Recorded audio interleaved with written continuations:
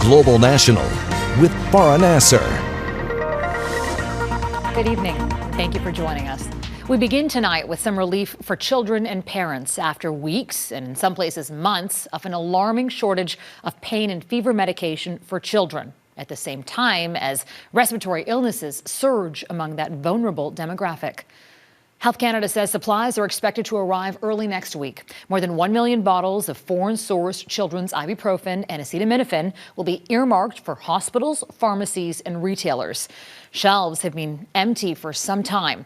Canada's chief medical advisor calls it a perfect storm that started last spring, where we had increased demand at a time where we did not typically see that increased demand. And then that's the time that the companies would normally be replenishing stocks and then moving forward to get ready for the fall and the winter season. So they didn't have the opportunity to do that. Even as more supply arrives, there's no indication if it'll be enough to alleviate the nationwide shortage. Meantime, parents have been taking extraordinary measures to get their hands on the over-the-counter medications. Heather Yorks-West has our top story tonight.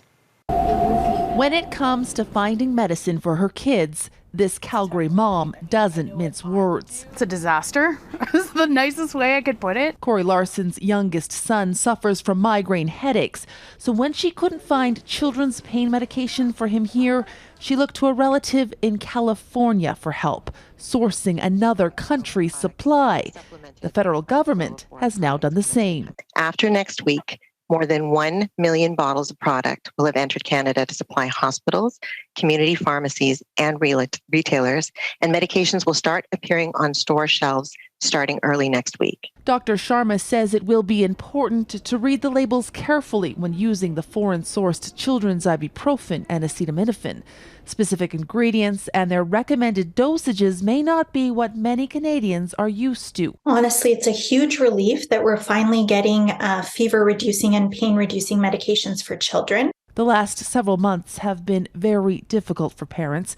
Health Canada says a number of factors contributed to the shortage, and even after manufacturers doubled production, demand outpaced supply. Unfortunately, Canada has a bit of a history, I think, of drug shortages when it comes to children and youth in particular. So we are encouraging the federal government to think about how do we proactively ensure we have those reserves in place. But the triple threat of RSV, COVID, and the flu is already overwhelming pediatric care across the country. It's scary what lies ahead because we've started the season much earlier and there's so many viral illnesses going around and they're more severe. That severity highlighted by tragic news this week out of Alberta. News of the province's first flu deaths of the season include a 4-year-old child. A heartbreaking start to an already anxious viral illness season, and the worst of it may still be to come. Heather Yorks-West, Global News, Calgary. Just incredible images coming out of Buffalo, New York. A snowstorm has brought the city to a standstill. More than 120 centimeters of snow has fallen so far, and it just keeps coming. Buffalo is just over the border near Niagara Falls. It's situated right on Lake Erie, so that means lake effect systems usually hit the city harder than the surrounding region. Lifelong Buffalo residents are used to bad storms, but this one even caught them off guard.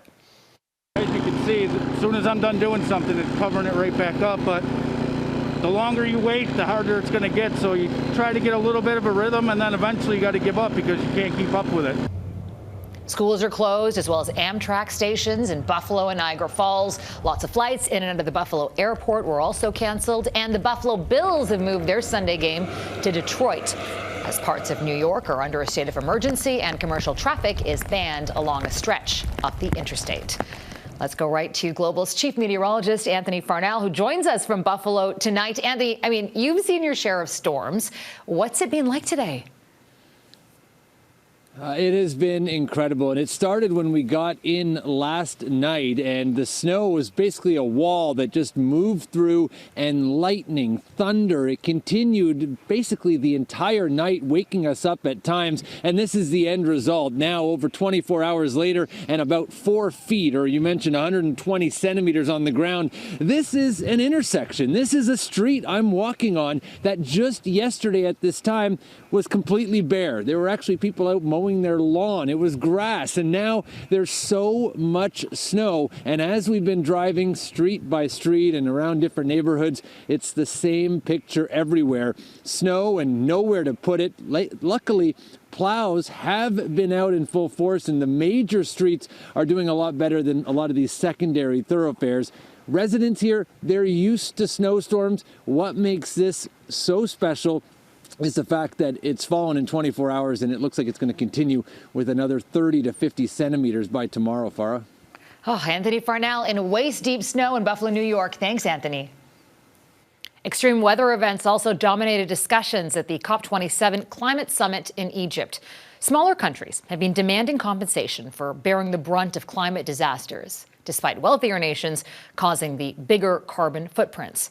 Now, Canada is backing the idea, but it's also facing some criticism. Eric Sorensen explains.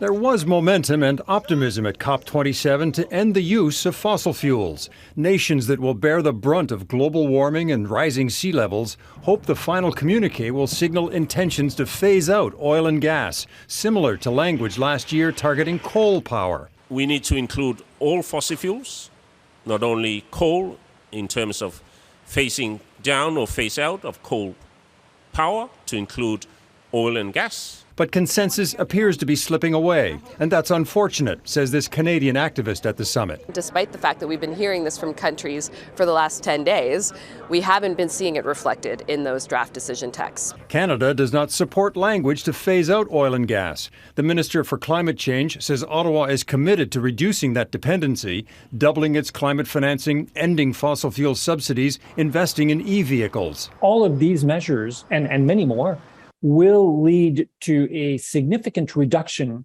of our consumption of fossil fuels and therefore our dependencies on fossil fuels. But critics are disappointed Ottawa doesn't support clear language to wean the planet off oil and gas. It's really an abdication of responsibility, and it shows that Canada is beholden to fossil fuel lobbyist interests and not the welfare of people around the planet. Still, there may be other progress at COP27. Canada is a driving force behind creating a loss and damage fund for less wealthy countries that haven't been the main cause of climate change, but stand to suffer the greatest harm. I think we're close.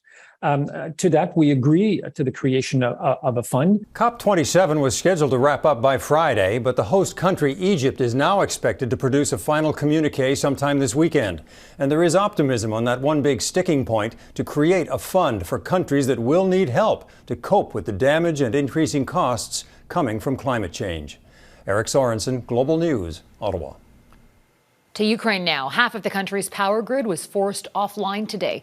As many as 10 million people were affected by emergency blackouts and damaged infrastructure. Temperatures are freezing, and electrical crews are struggling to stay on top of repairs. As Crystal Gamansing reports, with winter closing in, pressure's growing on an already strained power supply. In wartime, life without power can seem like nothing compared to the darkness of occupation. Vitaly Surdyak is just one of many Kherson residents now sharing details of Russian interrogations and beatings. With Ukraine again controlling the city, efforts are underway to provide people with food, water, and electricity. But with the Russian onslaught against the energy network, it won't happen quickly, and residents are being encouraged to leave. Ukraine's grid remains firmly in Russia's crosshairs. The suffering Ukrainians are experiencing is increasing as the temperature drops. Alexander Horoshenko says without electricity, water treatment plants don't work, heating systems go cold, and cities are plunged into darkness. Nobody sits with their hands in their pockets. I was talking to one of the directors and they say we just finished another repair. But every strike means more work, and every repair requires new replacement parts, which are now scarce. Rolling blackouts allowed the country to share available energy, but Russia is squeezing that supply. I think there's a tactic to take people by exhaustion, but people are tough, he says, and they're prepared to wait for victory, even if it means sitting in the dark. Crystal Gamansing, Global News, London. New technologies like hypersonic missiles, drones, and even disinformation are changing the way wars are fought. Today at CFB Halifax, Canada's Defence Minister Anita Anand announced a proposal to make that location North America's regional headquarters for a new NATO innovation hub. It will enable close collaboration with NATO's best as we sharpen our technological edge through development in artificial intelligence, big data processing, quantum-enabled technologies, and biotechnology. Anand says the goal of the hub is not to build weapons, but to fuel better cooperation between NATO and the tech sector. Elizabeth Holmes, the disgraced founder of Theranos, has been sentenced to more than 11 years in prison. The 38-year-old was convicted earlier this year on fraud and conspiracy charges. Theranos' blood testing technology was found to be a sham, patients were endangered, and investors were defrauded. Hundreds of employees at Twitter resign. Coming up, the ultimatum that led to even more chaos within the social media giant.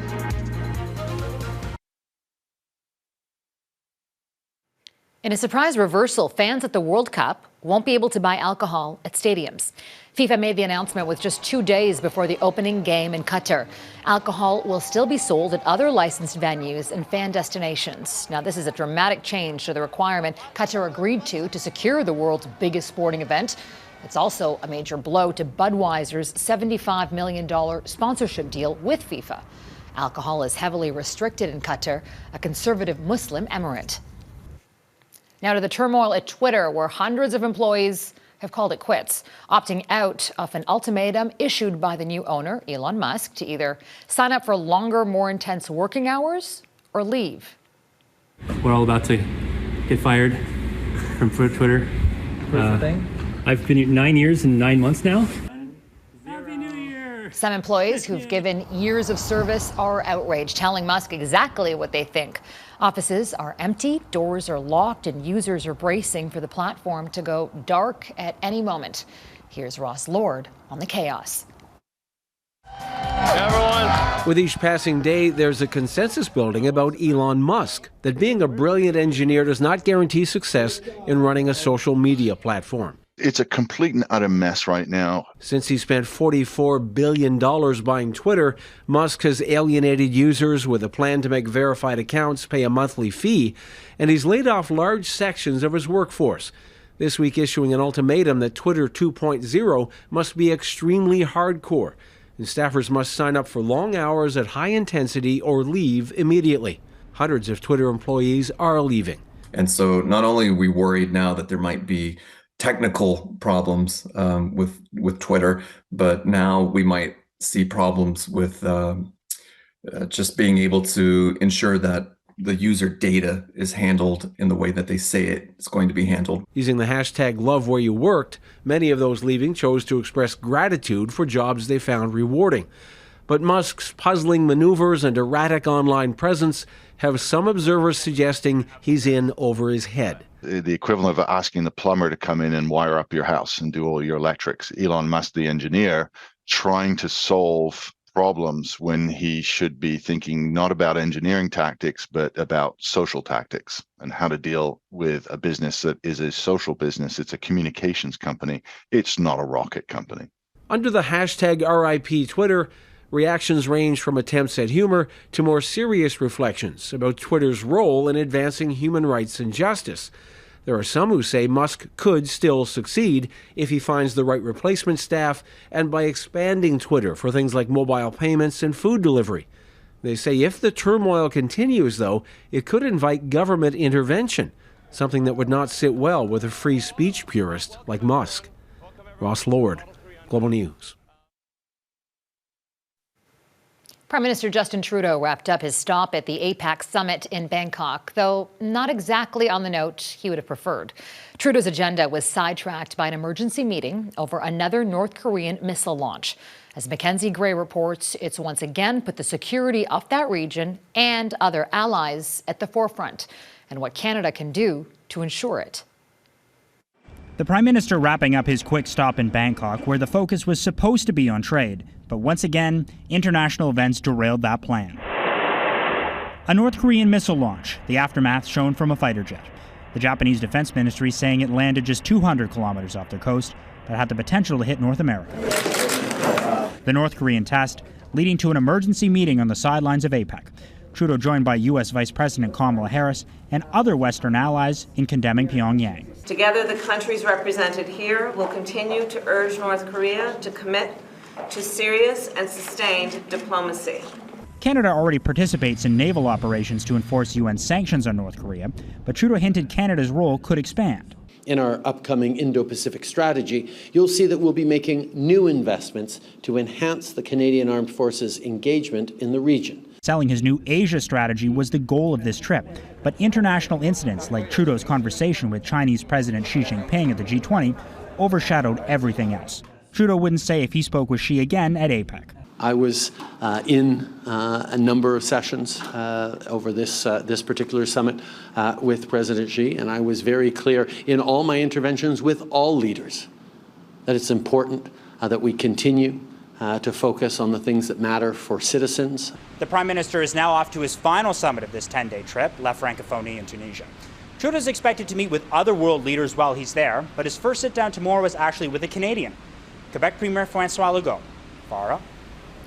Mackenzie Gray in Bangkok, Thailand, thank you. Made in Canada next, the armored vehicle manufacturer making key contributions to Ukraine's war effort.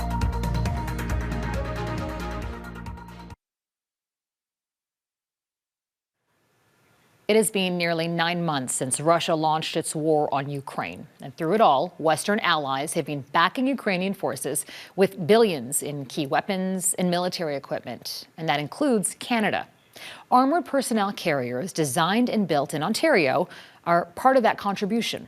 Mike Drolet gives us an exclusive look inside Rochelle, a company booming with business.